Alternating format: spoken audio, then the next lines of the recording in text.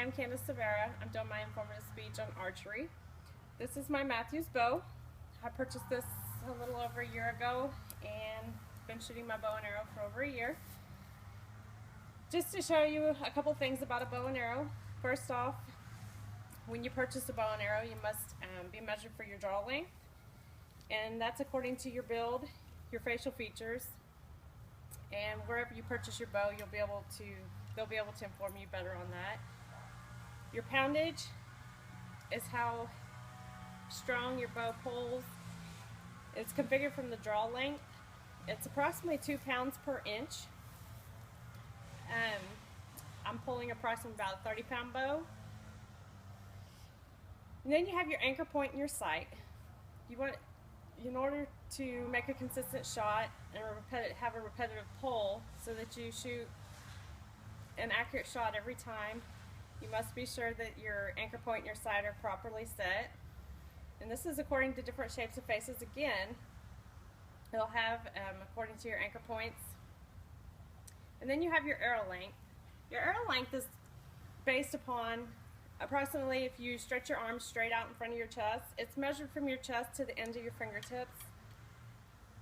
And then you add about an inch. Mine's about 2 inches.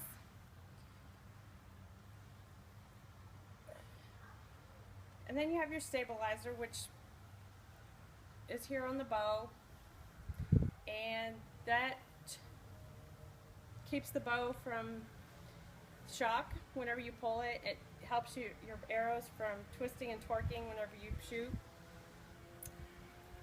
And then you have your bowstrings. Your bowstrings are made out of Kevlar, which is hydrocarbon that they use to make bulletproof vests.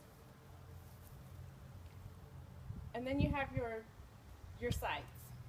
And here are your sights on this, and you have 3 different pins. You have a green pin, you have a red pin, you have a yellow pin. According to your sights, the closer you are to your target, you'll want to use the top pin. The farther you go back, you'll want to move your pins down, because the further that you are from your target, the more likely your arrow is to drop even further. I'm going to show you here how to shoot a bow and arrow. You're going to place your arrow and lock it in. This is my release, and what you're going to do is you're going to latch on to the release hold on your bow. You're going to pull back.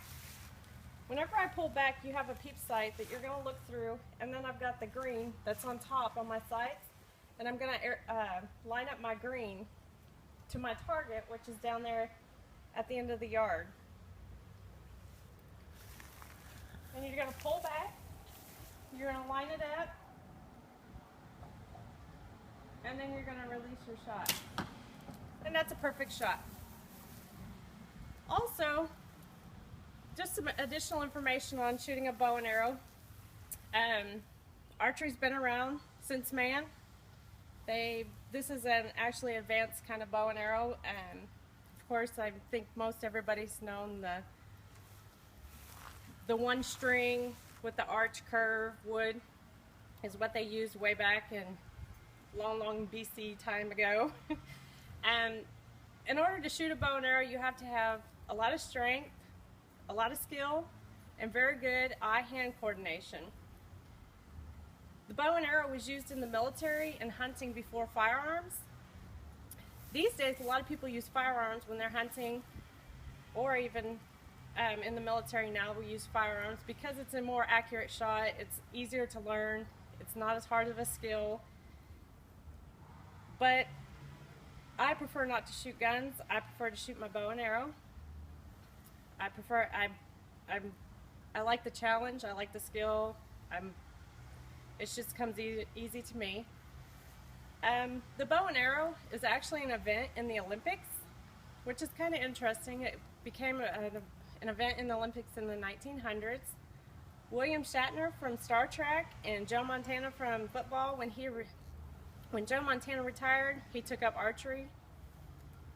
Easton Archery Complex is the largest archery facility in North America, and it's located in Chula Vista, California. I guess that's about it. to tell you about archery and what you need to know in order to shoot a bow and arrow.